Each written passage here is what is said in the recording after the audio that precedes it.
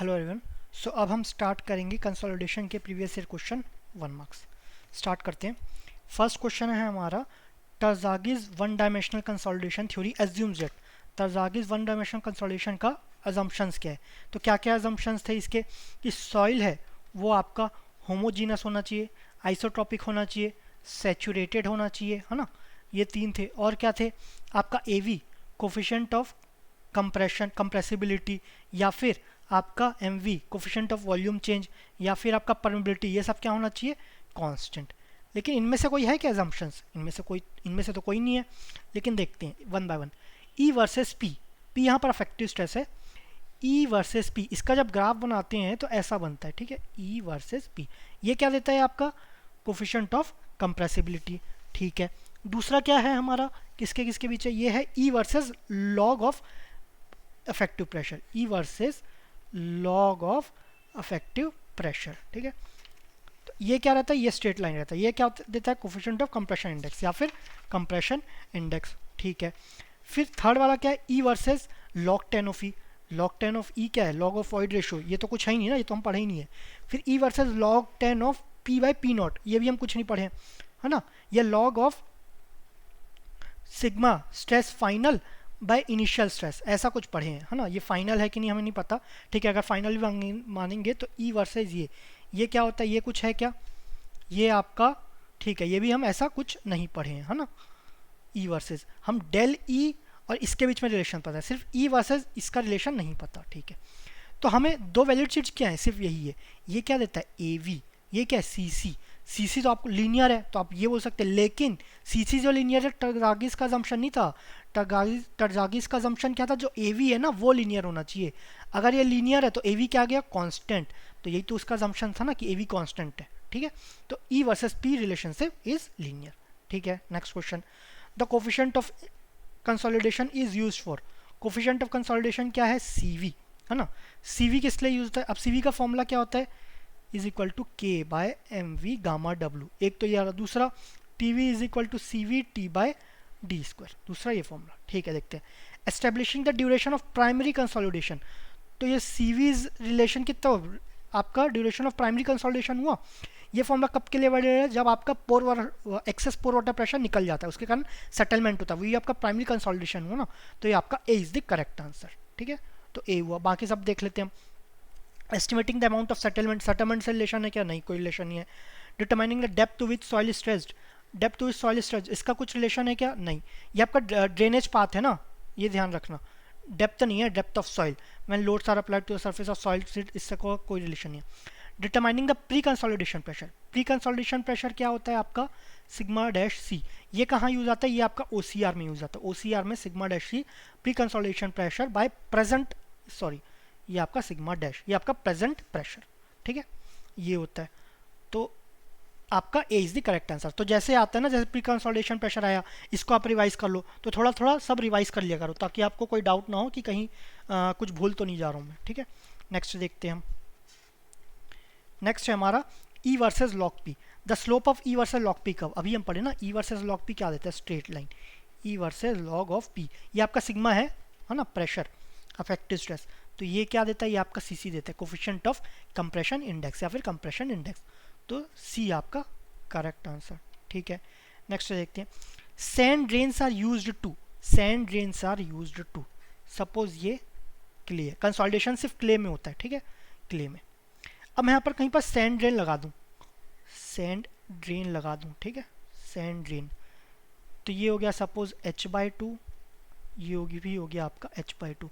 ये सपोज हम आपका सिंगल लेयर का, डबल लेयर बात करें, मतलब पानी यहाँ से भी निकल रहा है, यहाँ से भी निकल रहा है, तो d इज इक्वल टू क्या हो जाएगा, h/2, d is equal to h/2। अब यहाँ पर ड्रेनेज यहाँ से भी हो रहा है, यहाँ से भी हो रहा है, लेकिन यहाँ से भी होगा, यहाँ से भी होगा, है ना, इससे भी ड्रेनेज होगा ना।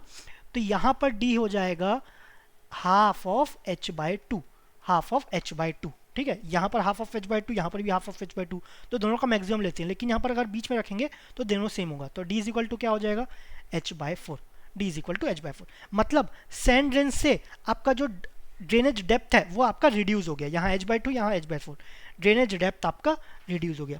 रिड्यूस तो हो गया, लेकिन इसका यूज कहाँ पर आया, आपका T V is equal to C V T by D square, ये आपका फॉर्मूला रहता है, ये आपका टाइम फैक्टर का फॉर्मूला रहता है, ठीक है। अब टाइम फैक्टर और कोफिशिएंट ऑफ कंसोलिडेशन क्या है, कांस्टेंट है, तो T is directly proportional to D square बोल सकते हैं, ठीक है, ये भी करेक्ट है। अब जब डी रिड्यूस हो गया, डी रिड्यूस हो गया तो टाइम भी रिड्यूस हो जाएगा, टाइम रिड्यूस हो गया तो आपका कंसोलिडेशन क्या होगा, वो जल्दी होगा, कंसोलिडेशन जल्दी हो गया तो एक्सलेट द कंसोलिडेशन, है ना। Reduce the settlement, settlement reduce होता है क्या, नहीं। एक्सलेट द कंसोलिडेशन ये होता है, इंक्रीज द परमेबिलिटी, इससे कोई रिलेशन नहीं है। ट्रांसफर द लोड, ये भी कुछ नहीं है, तो आपका B is the correct answer, ठीक है। नेक्स्ट क्वेश्चन देखते हैं हम। नेक्स्ट है हमारा कंसोलिडेशन इन सॉइल्स। कंसोलिडेशन जो सॉइल पे होता है वो किसके ऊपर डिपेंड करता है या नहीं करता, is a function of effective stress. Affective stress जो हम देखें कंसोलिडेशन का फॉर्मूला, सपोज एस एफ, ये आपका होता है H naught C C one plus E naught log of sigma dash initial plus change in effective stress by initial stress, ठीक है, ये हुआ। अब effective stress is a function of, ये तो directly as a function of effective stress हुआ ना, सो ए सही होना चाहिए।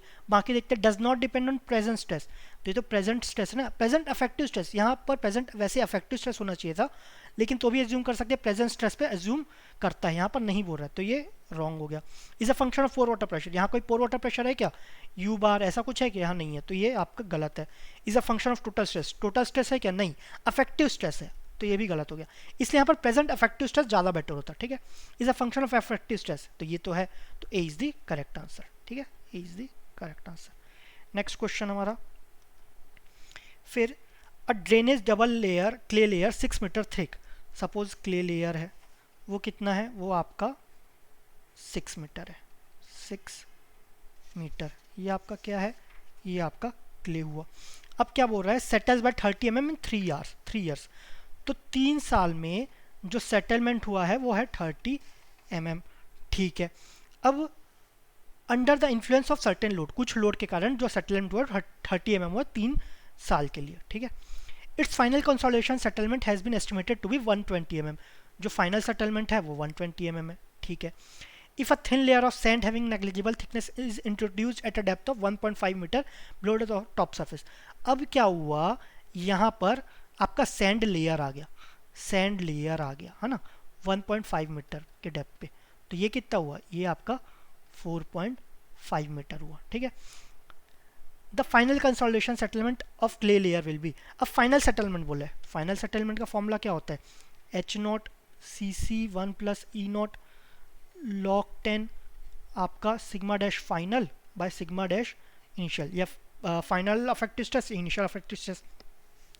अब कुछ लोग बोलेंगे क्ले यहाँ पर आएगा तो ड्रेनेज डेंसिटी तो रिड्यूस होगा, वो क्या हो जाएगा आपका 1.5/2 और 4.5/2 का मैक्सिमम वैल्यू लेंगे, मैक्सिमम, तो ये क्या हो जाएगा 4.5/2 हो जाएगा, तो डेट इज 2.25। पहले केस में क्या था, पहले में 6/2 था, डबल ड्रेनेज है ना, डबल ड्रेनेज है, तो पहले केस में आपका D1 इज इक्वल टू 3 होता, दूसरे केस में D2 2.25। लेकिन हम ये ड्रेनेज डेप्थ की बात कर रहे हैं, यहाँ पर फॉर्मूला में ड्रेनेज डेप्थ का नहीं पूछा, यहाँ पर H नॉट है, H नॉट यहाँ पर कांस्टेंट है, डेट इज 6 मीटर, है ना। Depth of clay layer 6 metre constant है, सी भी कांस्टेंट है, ई नॉट आपका कांस्टेंट है, स्ट्रेस भी आपका कांस्टेंट है, मतलब फाइनल जो आपका सेटलमेंट रहता है ना वो कांस्टेंट रहता है फॉर अ गिवन प्रेशर या गिवन लोड, ये आपका कांस्टेंट रहता है। सो फाइनल कितना था 120 mm, तो यहाँ पर कितना हो जाएगा 120 mm, ठीक है, ये ध्यान रखना, ये छोटी छोटी चीज़ें आपको ध्यान रखना है कि आपको ये मत लगे कि यहाँ पर रिड्यूस तो हुआ है लेकिन आपका ड्रेनेज डेप्थ रिड्यूस हुआ है, ध्यान रखना, ये आपका एच नॉट रिड्यूस नहीं हुआ है ना। Next question, root time method is use to determine, अब रूट टाइम मेथड किसके लिए यूज होता है, तो हम एक इक्वेशन कर रहे थे वन डायमेंशनल फ्लो के लिए, D U by D T is equal to C U, exact शायद हो सकता है क्योंकि चेंज हो, आप लोग चेक कर लेना, D U bar by D Z square, ये आप फॉर्मूला पढ़े थे, ये आपका Terzaghi one dimensional differential equation था, ठीक है। तो इससे जो सी वी निकलता है ना वो होता है, वो किससे निकालते हैं, रूट टाइम मेथड से, रूट टाइम मेथड, ठीक है। इसको मैंने जब आपका कॉन्सेप्ट वाला चल रहा था क्लासेस लेक्चर्स, उसमें मैंने कवर नहीं किया था क्योंकि इतना इंपॉर्टेंट नहीं है, ठीक है, वो बाई चांस कभी 1-2 क्वेश्चन ऐसा आ जाता है, तो B is the correct answer, ठीक है। नेक्स्ट क्वेश्चन, तो वो लास्ट क्वेश्चन को थ्योरी वाले क्लासेस में हम डिस्कस नहीं किए थे, तो ऐसे कई क्वेश्चन रहेंगे जो एकदम आउट ऑफ द सिलेबस रहेंगे, तो उसको मैं थ्योरी वाले क्लासेस में कवर नहीं करूंगा, क्वेश्चंस के साथ ही कवर कर देंगे। E log P curve shown in the figure is a representative of, अब ये क्या कर्व है, ई लॉग पी, इसको बनाते ई लॉग ऑफ पी या तो सिग्मा, ठीक है।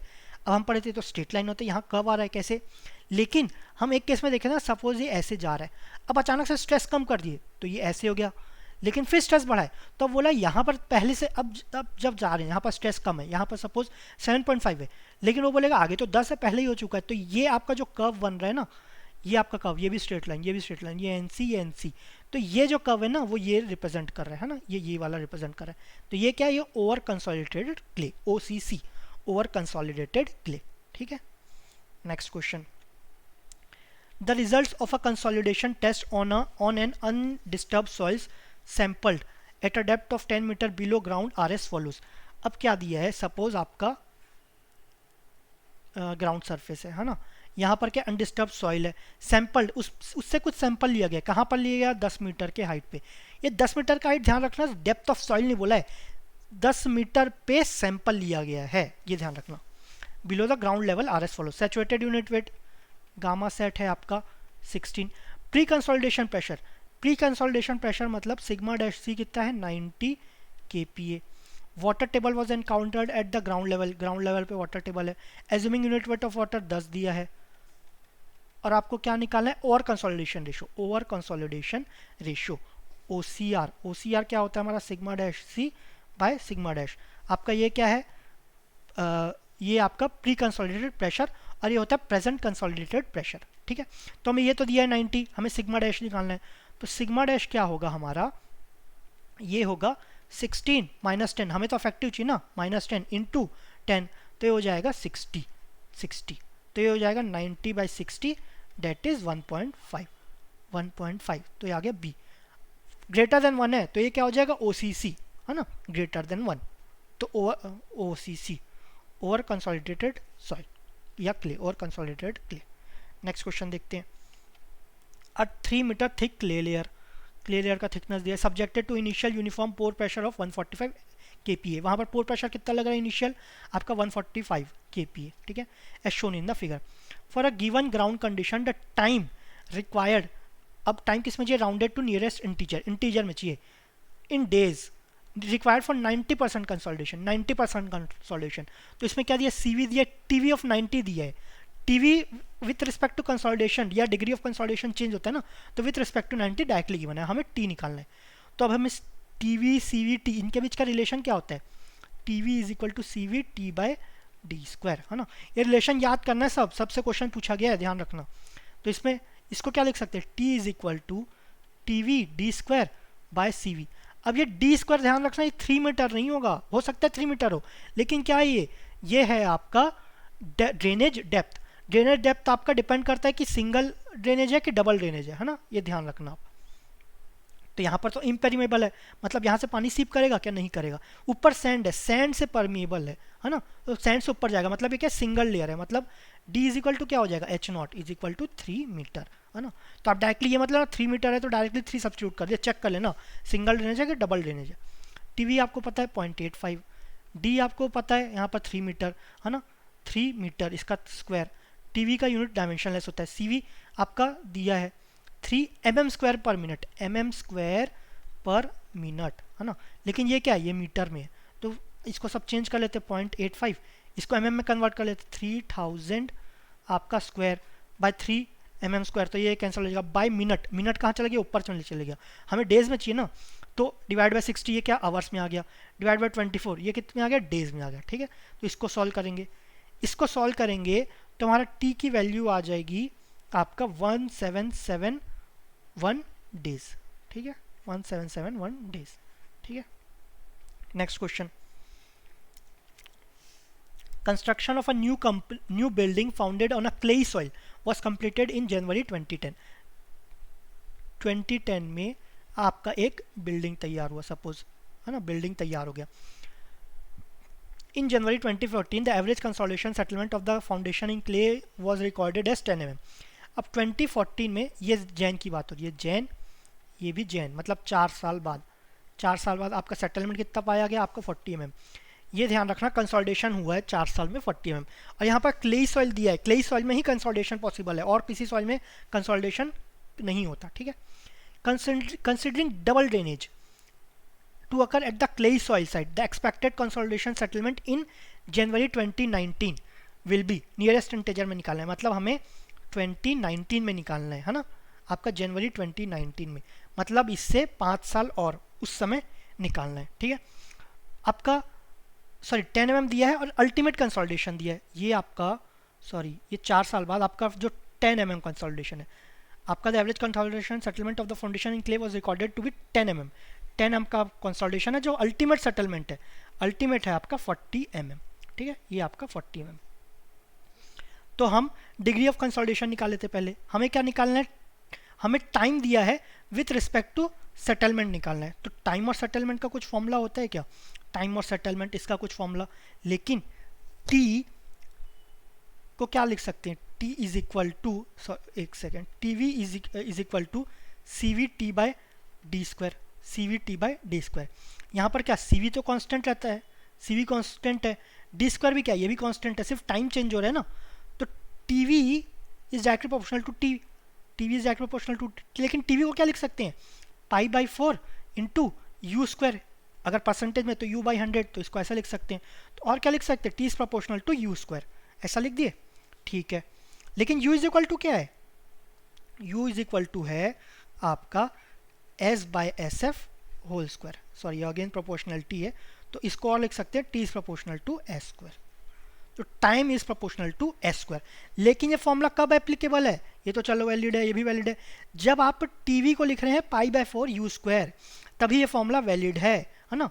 अगेन मैं रिपीट कर देता हूँ, आपका जो T V is equal to C V T by D square, ठीक है, सभी फॉर्मूला सब्स्टिट्यूट करते हैं, pi by 4 into U by 100 का square is equal to C V T by D square. ये वाला फॉर्मूला कब एप्लीकेबल है, जब u is less than 60%, u is less than equal to 60%, चलो ये भी ठीक है। Pi by 4 1 by 100 whole square, ये भी लिख दिए। u को क्या लिख सकते हैं, u is equal to s by S F, है ना, ये लिख दिया s by S F into 100, ये हुआ परसेंटेज में लाने का s by S F into 100 is equal to C V T by D square. अब ये आपका कांस्टेंट है, 100 भी आपका कांस्टेंट है, डी स्क्वायर भी कांस्टेंट है, एस एफ भी कांस्टेंट है, सी वी भी कांस्टेंट है, तो बच्चा क्या, t is proportional to s, यहाँ पर स्क्वायर है s स्क्वायर, ठीक है। ये आपका रिलेशन हुआ। ये कब एप्लीकेबल है, जब ये वाला फॉर्मूला यूज कर पाए। ये कब यूज कर पाए, जब u is less than 60%, less than equal to 60%। तो अगर आप t2 by t1 is equal to s2 by s1 लिखे ना, तो दोनों केस में, दोनों सेटलमेंट में आपका जो डिग्री ऑफ सेटलमेंट है वो आपका कितना होना चाहिए, वो लेस देन 60% होना चाहिए, ये ध्यान रखना, है ना। तो अब चेक करते हैं दोनों केस में degree of settlement less than 60% है कि नहीं। फर्स्ट केस में कितना हुआ डिग्री ऑफ सेटलमेंट, एक सेकंड, इसको मैं t2 by t1 is equal to s2 by s1 का होल स्क्वायर, ठीक है, यहाँ तक तो करेक्ट है। फिर क्या हुआ, फिर आप बोले कि चेक करना है दोनों में 60% से कम है कि नहीं, ठीक है। पहले केस में चेक करते हैं, पहले में s कितना है आपका, s1 is equal to 10 mm, आपका sf कितना है 40 mm, तो आपका u1 कितना आया, u1 is equal to 10 by 40 into 100, तो ये कितना हुआ 25%, तो ये लेस देन 60%, मतलब t1 के लिए तो सही है। अब t2 के लिए देखते हैं, t2 के लिए लेकिन s2 चाहिए ना, s2 तो हमें निकालना ही है, तो एक काम करते हैं s2 यहाँ से निकाल लेते हैं, फिर चेक करेंगे कि u लेस देन 60% है कि नहीं। अगर लेस देन 60% है फिर तो सही है ये, अगर ग्रेटर है तो ये वाला फॉर्मूला अप्लाई नहीं कर पाएंगे, ठीक है। तो सपोज यूज़ करते हैं, t2 क्या है आपका, t2 आपका 9 ईयर्स, है ना, 9 ईयर्स, t1 आपका 4 ईयर्स, आपका s2 ये आपको निकालना है। s1 कितना है आपका 10 mm, ठीक है, ये स्क्वायर था तो स्क्वायर रूट ले लेते हैं, तो 3 by 2 into 10 is equal to s2, तो ये कितना हो जाएगा s2 इज इक्वल टू 15, ये आपका 10 mm था तो ये भी आपका 15 mm हो गया। 15 mm तो निकल गया, लेकिन हमें चेक करना है कि लेस देन 60% है कि नहीं, तो आपका u2 हो जाएगा s2 by S F into 100, ठीक है, ये 15 हो गया, ये 40 इंटू 100, तो ये 0 0 कटा, ये आपका 5, ये 2, तो 75 बाई 2 डेट इज हो गया 37.5%, विच इज़ लेस देन 60%। तो आपका ये फॉर्मूला सही है, ये फॉर्मूला सही है, तो आपका जो s2 है वो 15 mm, ठीक है, आंसर हो गया सेटलमेंट 15 mm, ठीक है। Next question, in one dimensional consolidation test is carried out on a saturated 19 mm thick clay sample. तो आपका जो क्ले सैंपल है इसलिए इतना कम है ना, 19 mm। तो ये क्या हुआ, ये आपका h हुआ। The oedometer's deflection gauge indicates a reading of 2.1 mm। तो ये क्या है, ऑडियोमीटर डिफ्लेक्शन बोला है, डिफ्लेक्शन मतलब क्या, सेटलमेंट है ना, एस एफ नहीं होगा, फाइनल नहीं बोला है, S is equal to 2.1 mm। इसको और क्या लिख सकते हैं, डेल एच भी लिख सकते हैं, ठीक है। Just before removal of the load without along any swelling the void ratio is 0.62। मतलब इनिशियल वॉइड रेशो कुछ था, लेकिन आपका जब प्रेशर लगा है तो आपका फाइनल वॉइड रेशो क्या हुआ, ये हो गया आपका 0.62। The initial void ratio round off to 2 decimal places of the standard specimen. Initial void ratio मतलब ई नॉट निकालना है ना। तो आपको सेटलमेंट दिया है, ई नॉट निकालना है। इसका क्या फॉर्मूला होता है, हम पढ़े हैं ना, del H by H naught is equal to del E by 1 plus E naught. ये रिलेशन पढ़े हैं, ये आपका हाइट और वॉइड रेशो का। अगेन फॉर्मूला सबसे इंपॉर्टेंट है, ध्यान रखना, गेट में फॉर्मूला बेस्ड क्वेश्चन ज़्यादा आते हैं, कॉन्सेप्ट से भी आएंगे ऐसे नहीं है, लेकिन जब अगर कॉन्सेप्ट पता होगा फॉर्मूला नहीं पता तो हो सकता है 2-3 क्वेश्चन बन जाए, लेकिन जो 2-2 मार्क्स से जो बड़े क्वेश्चन रहेंगे ना वो बन ही नहीं पाएंगे। हो सकता है ये भी नहीं बने, ये भी 1 मार्क्स के आए थे, ठीक है। फॉर्मूला बहुत इंपॉर्टेंट है, फॉर्मूला रिवाइज करना सबसे ज़्यादा इंपॉर्टेंट है, ठीक है। फॉर्मूला सब्स्टिट्यूट, वैल्यू सब्स्टिट्यूट करते हैं, डेल एच आपका 2.1, एच नॉट 19, डेली क्या दिया, चेंज इन वाइड रेशो तो नहीं दिया है, लेकिन चेंज इन वाइड रेशो क्या होगा, अब जब प्रेशर नहीं लगाए हैं तो आपका ई नॉट कुछ हुआ, प्रेशर लगाए तो वॉइड्स कम हुए, मतलब ये क्या बोल सकते हैं, E naught is greater than E one. तो यहाँ पर क्या लिख सकते हैं, E naught minus E one, यहाँ पर आ गया 1 प्लस ई नॉट, आपका वैल्यू निकालना है। तो ये हो जाएगा आपका, सॉरी इसको वैल्यू सब, ई नॉट माइनस आपका 0.62, 1 प्लस ई नॉट, ठीक है। जब इसको सॉल्व करेंगे ना, 2.1 by 19 is equal to E naught minus 0.62 by 1 plus E two, इसको सॉल्व करेंगे तो हमारा ई नॉट आ जाएगा। तो ई नॉट आ रहा है हमारा 0.82, ठीक है। सो 0.82 is the correct answer. Next देखते हैं। सो इसमें इतने ही क्वेश्चन थे। Thank you very much.